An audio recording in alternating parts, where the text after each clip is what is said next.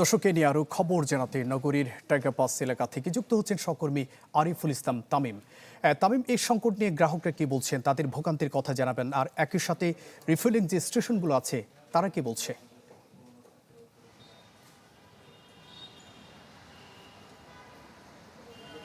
জুবাইর, সকাল ৬টা থেকে আসলে যেই সিএনজি চালকরা রয়েছেন তারা তাদের যে গ্যাসের জন্য দীর্ঘ যে সেই সারি তৈরি হয়েছে। আমি এই মুহূর্তে আছি চট্টগ্রামের যেই টাইগার পাস এলাকা রয়েছে সেখানে, যেই গ্যাসের ফিলিং স্টেশন রয়েছে সেখানটায় অবস্থান করছি এবং এখানে আসার পর আমরা চালকদের সাথে কথা বলেছি।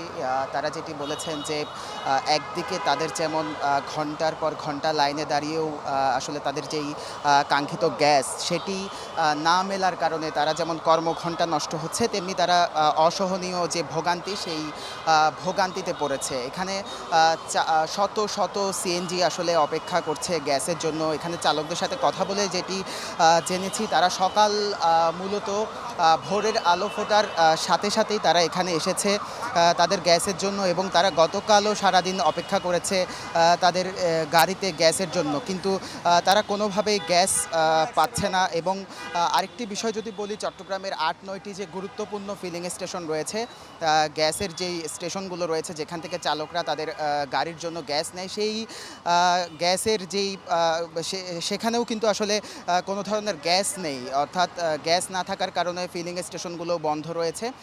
তারপরেও বন্ধ ফিলিং স্টেশনের সামনেও চালকদের দীর্ঘ সারি দেখা যাচ্ছে এবং তারা অপেক্ষা করছে কখন নাগাদ এখানে গ্যাসের চাপ বাড়বে এবং তারা তাদের যে গ্যাস সেটি পাবে।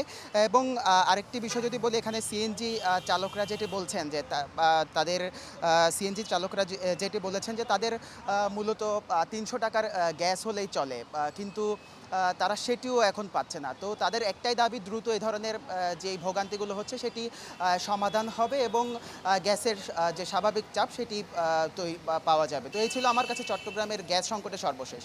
জুবাইর। তামিম, ধন্যবাদ আপনাকে। দর্শক, গ্যাস সংকটের খবর জানাতে চট্টগ্রাম থেকে আমাদের সাথে যুক্ত হয়েছিলেন সহকর্মী আরিফুল ইসলাম তামিম।